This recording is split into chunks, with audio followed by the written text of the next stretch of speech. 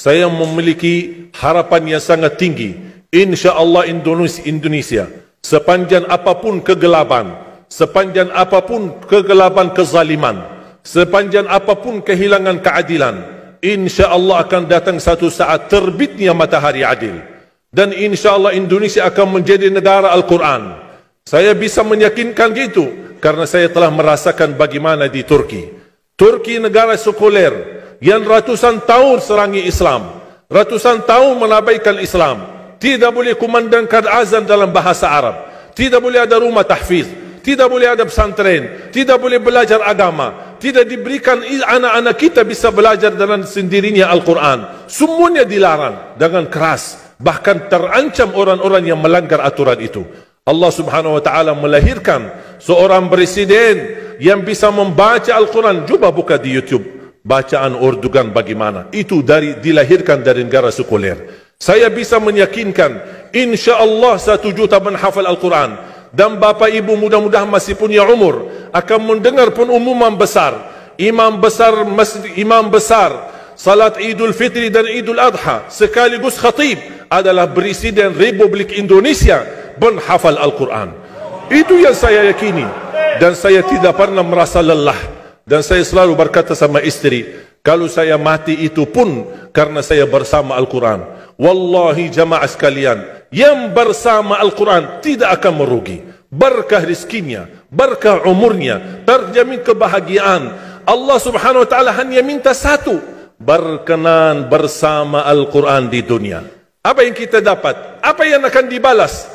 Akan Al-Quran temani kita di dunia, akan temani kita saat sakratul maut, akan temani kita di kuburan membela kita, akan menemani kita saat kita dibangkit oleh Allah, akan menemani kita saat hisab, akan menemani kita saat berjalan di atas sirat yang sangat tipis dan panjang, bahkan tajam jalanannya. Begitu sampai ke surga, apakah Al-Quran melepas? Tidak akan melepas. Al-Quran masih berkenan, padahal kita hanya cuma sekali berteman sama Al-Quran di dunia. Dia begitu luar biasa panjangnya bertemanan sama kita sampai ke surga, bahkan akan temani kita masuk surga. Sebagaimana bersabda Rasulullah SAW, yuqalu liqari'il Quran, ahlul Quran di dunia yang kesibukannya baca, kesibukannya hafal, tidak membuangkan waktu sia-sia, selalu bersama Al-Quran. Allah suruh dia, bacalah dalam surgamu, naik derajatmu. Baca, naik lagi, tambah lagi baca, naik lagi. Sampai di posisi mana pun anda berhenti baca, disitulah posisimu di dalam surga. Bagaimana kata Siti Aisyah di riwayat Imam Muslim, jumlah tingkatan-tingkatan dalam surga Allah sesuai jumlah ayat Al-Quran. Oleh karena itu tidak ada yang lebih tinggi di dalam surga Allah daripada Ahlul Quran. Cukuplah bahagia Ahlul Quran ketika di hari kiamat dipanggil, semua manusia dibangkitkan oleh Allah. Malaikat memberikan pengumuman, mana Ahlul Quran? Berdiri, rapat, berdekatan. Mereka maju, mau bawa kami ke mana? Kalian terpilih menjadi orang yang terdekat sama Allah. Karena Ahlul Quran adalah keluarga Allah Subhanahu wa ta'ala. Bukan hanya kita sendiri yang mendapatkan anugerahnya dan manfaatnya. Semua keluarga kita, termasuk orang tua kita dan orang yang ada di sekitar kita. Makanya jemaah sekalian, kalau anda gagal penghafal Al-Quran, anakmu pun gagal penghafal Al-Quran, jangan sisakan walaupun saham menjadi saksi baik di hadapan Allah. Ya Allah, saya belum hafal, anakku gagal penghafal Quran, tapi insya-Allah hartaku, usahaku, pikiranku, tenagaku bisa terus memperjuangkan Al-Quran. Apa saja, ya Allah, insya-Allah menjadi saksi baik. Dan nanti di hari kiamat, insya-Allah kita bersama Ahlul Quran mendapatkan syafaatnya Al-Quran di hari kiamat. Kita sangat membutuhkan ayat-ayat yang dikumandangkan ketika meninggal dunia. Insya-Allah setiap satu huruf akan disalurkan 10 kebaikan. Mudah-mudahan semua yang hadir diberikan kemuliaan dan keanugerah dari Allah menjadi Ahlul Quran, penghafal Al-Quran, penghayati Al-Quran, para pencinta Al-Quran, berakhlak-akhlakul Quran. Ya Allah, aku mohon atas izin-Mu ya Allah, kami bersama-sama bertemu di masjid ini.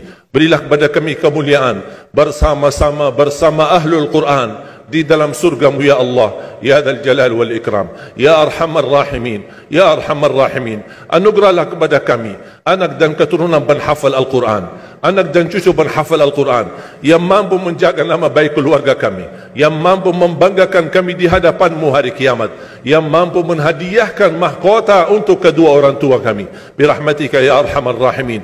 Ya Allah, maafkan kalau kami tidak berhasil menjadi penghafal Al-Quran. Tapi ya Allah, kami kurbankan nyawa kami, harta kami, usia kami, tenaga kami, pemikiran kami, ilmu kami untuk Al-Quran, agar Indonesia ke depan menjadi negara Al-Quran, agar Indonesia menjadi contoh terbaik untuk mata dunia, agar bisa kita melahirkan. Karena saya meyakinkan ya Allah, dan kami semua meyakinkan, terjamin masa depan Indonesia baldatun tayyibatun wa rabbun ghafur kalau selalu bersama Al-Quran. اغفر لنا ولوالدينا ولجميع المسلمين والمسلمات والمؤمنين والمؤمنات الأحياء منهم والأموات. ربنا آتنا في الدنيا حسنة وفي الآخرة حسنة وقنا عذاب النار. وصلى الله على سيدنا ونبينا محمد وعلى آله وصحبه وبارك وسلم والحمد لله رب العالمين. سبحانك اللهم وبحمدك.